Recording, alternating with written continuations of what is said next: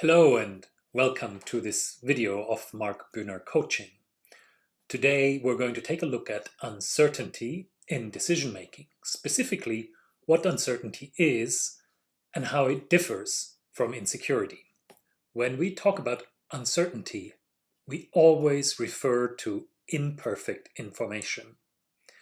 Often, but not always, uncertainty refers to the future. And for our purposes, uncertainty always refers to the external world. So we are uncertain about things that are outside of our control. Uncertainty comes in degrees. So there is more uncertainty, for example, about the weather in London on April 1st than about the weather in Los Angeles at that time of year. The good news is uncertainty can be tackled and understood. How does uncertainty feature in decision making? What are some examples? A very simple, easy example is the weather.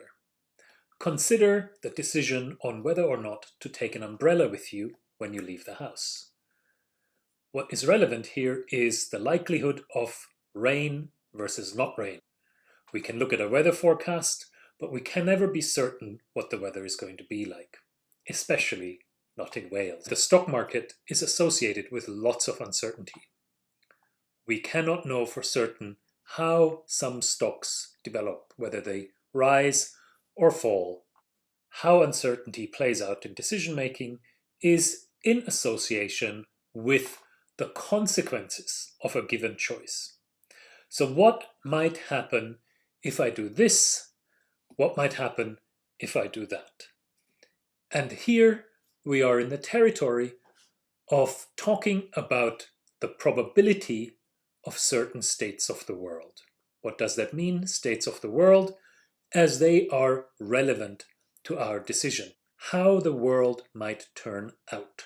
So in the example of whether or not to take an umbrella, one state of the world might be it rains, and another possible state of the world might be it's a nice, dry, sunny day. The usefulness of carrying an umbrella with us varies depending on the weather, and so that's how uncertainty comes in.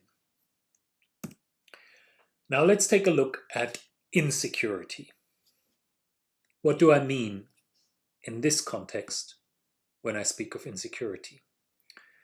Insecurity is a special form of uncertainty. It is uncertainty about an internal state. How will I feel about something that might happen in the future? How will it affect me? I'll give you an example. A while back, I worked with a client who was pondering a decision on whether to move to another part of the country.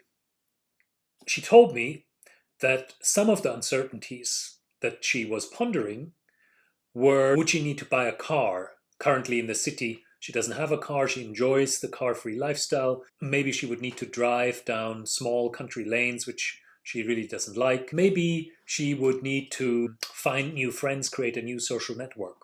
So we were talking around these uncertainties, and pretty soon it emerged that actually there were no uncertainties around those things. She knew full well that if she moved there, she would need to get a car, she would need to drive down these country lanes, and she certainly would need to develop a new social network. But what she didn't know, what she felt uncertain or insecure about, is how she would deal with that. How would she feel about the fact of not having any friends when she first arrives, making new friends? How would that affect her? So those were the insecurities. The way this differs from uncertainties, which are about the external world, is that with insecurities, we can work on them, especially if you have a coach.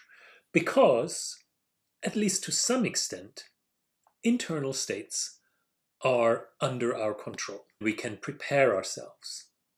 There is nothing we can do to influence the weather, but we can work on how anxious we might feel about an exam or about moving. That's enough for today. You can find a blog post on my website that talks about uncertainty and insecurity in a little bit more detail. And in the next video, we're going to look at different types of uncertainty, different types of probability, and how to approach them, how to reason with them, and how to work with them in decision making.